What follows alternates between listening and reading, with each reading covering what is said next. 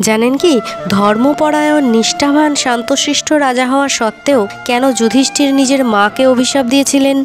কর্ণ যে কুন্তির প্রথম সন্তান, এটা কুন্তি সকল সন্তানদের কাছ থেকে গোপন করেছিলেন। এর ফলে পঞ্চপাণ্ডব সকল সময় কর্ণকে শত্রুপক্ষের একজন বলেই ভেবে এসেছেন। কুরুক্ষেত্র প্রাঙ্গণে কর্ণের মৃত্যুর সময় সকল পাণ্ডবগণ জানতে পারেন যে কর্ণই তাদের বড় ভাই। শুধুমাত্র মাতা কুন্তির একটি সত্য গোপনের জন্য তারা সারা জীবন কর্ণকে অবহেলা করে এসেছে, শত্রু ভেবে এসেছে। এমনকি মাতার এহেন সত্য গোপনের জন্য এক ভাইয়ের হাতে আর এক ভাইয়ের মর্মান্তিক মৃত্যু পর্যন্ত হয়েছিল।